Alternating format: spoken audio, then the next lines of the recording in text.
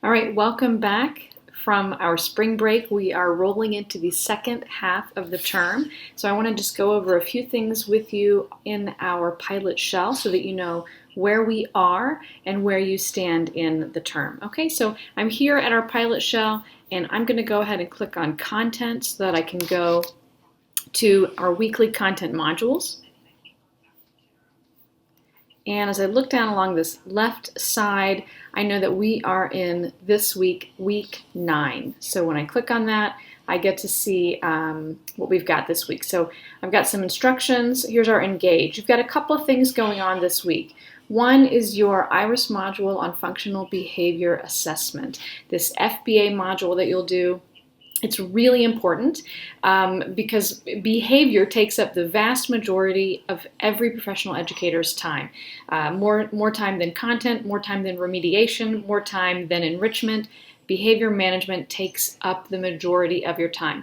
And then after that, paperwork. So we want to make sure that you have a solid understanding of why behavior occurs and what's the function of behavior, and then what we can do about it when we have undesirable behaviors in the classroom. So I'm going to ask you all to do that. So you will click on this IRIS module and it's going to take you to the IRIS module. You have a maximum of 3 attempts to pass the assessment at the end. So I strongly recommend that you sit down and just go through the module. It will take about 2 hours. Just go through the module. Do not just skip through it and then try to guess the questions, because that won't work. You need a 90% to demonstrate competency. So a 90% is your passing grade. Anything that's not a 90%, that's below 90%, is not a passing grade. So you must get that 90%. So you will upload your certificate here. And then the other thing is you have this Misunderstood Minds. And this is actually a documentary. It's about an hour long. It's broken into 11 short videos on YouTube. So you'll actually watch all 11 of those. This links you here. With your assessment, here is what you're going to do. You'll upload your IRIS PD module certificate here. Make sure that you download it as a PDF, or you can screenshot it or take a picture with your phone and upload the JPEG.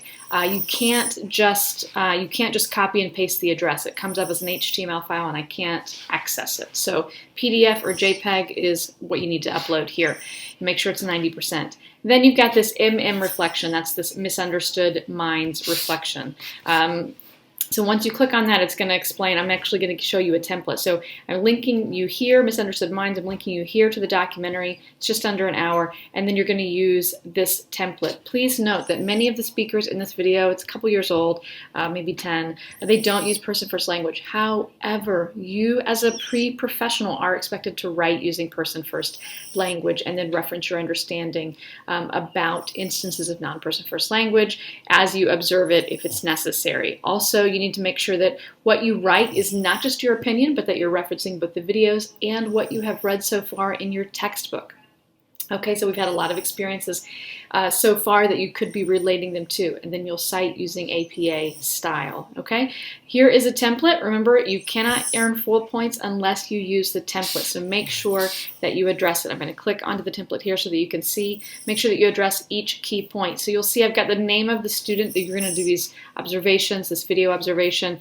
Nathan Van Hoy is the first student. Now, what you need to know about this documentary is that it weaves in and out of the students. So it's not like watch it for 10 minutes and you get to see all of Nathan Van Hoy. You'll watch it for a few minutes and see Nathan, and then we'll click and see a different person, and then we come back to Nathan a little bit later.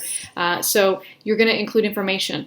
Give us the about information of Nathan. You've got to write in complete sentences, use person first and professional language. Make sure that you run your spell and grammar check before you submit. Here's what I'm looking for: demographic information about the students, Nathan's strengths and his weaknesses, and some evidence of that, right? So if you say this is a strength, like memory is a strength, how do you know memory is a strength? You're going to give an example from the video of how you know what his strengths are. The turning point for Nathan Van Hoy. What was the turning point? You can have more than one. This is a significant change. Turning point is where something either really good happens to get better, or something not so good happens and it changes the direction or his trajectory. So what's the turning point or points for Nathan? I want you to identify them. That's part of your points. How those turning points affected Nathan, and then how did this change come about, right? So what was this thing that was happening, and then what was the result? Then, this is key for you, the role and responsibility of the professionals. What's the role of the professional educator in this student's progress or in the student's regression, depending on which student we're looking at? And then appropriate strategies for the students. In this section, you need to go back to your textbook. So all of the students that we're going to look at in this documentary have some type of a learning disability. You're going to go back to your textbook and look up the strategies that work for students who present like these students do, okay? And then you'll cite in the textbook. You'll cite it in your writing. And then your aha moment. This is for Nathan. You're going to do it for each student, but what's the realization moment or the aha moment that you have for each of these students? And then just a reminder, did you address each prompt accurately? Did you offer support from the videos, the textbook, and other sources?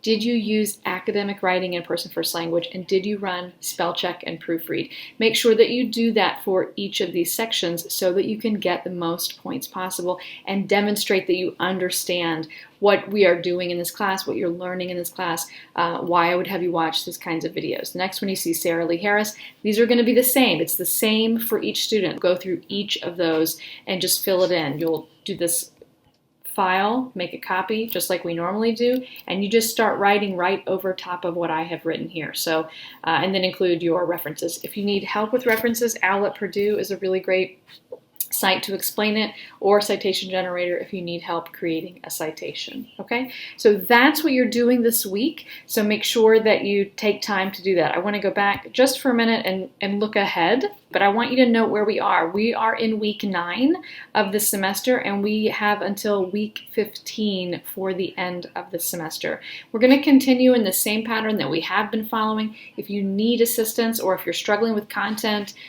please reach out to me so that we can meet. We'll set up a virtual office hours meeting to do that. I want to point out you do have a final exam. We did not have a midterm exam, but we do have a final exam. It's not exactly an exam. It's actually another IRIS module. So you're going to learn about IEPs. I'm going to have you read actually just a really short part of chapter 1. It's only 10 pages.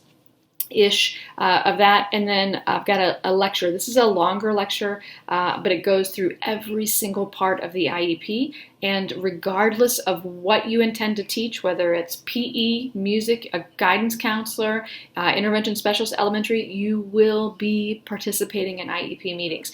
So you want to know what your role is and what has to be there. And then you've got some links to these high quality IEPs, things you should never say, and some common errors. You will do another IRIS module here. That's your final exam. So it's not a comprehensive test. It's just an IRIS module like you're doing for the FBA, but it's over IEPs. For this one, you can only take it twice. So make sure that you go through it carefully and pay close attention to what you're doing. Again, you need 90% to demonstrate competency here. If you haven't already done the OEI training that's mandatory for student education, for student teachers, then you'll want to do that. Most of you did it in ed2900 or one of the other education classes. If you didn't, you can do it now. It just takes a few minutes, and you'll upload your certificate there. Okay? If you have any questions, let me know, and I'm here if you want to set up a virtual meeting.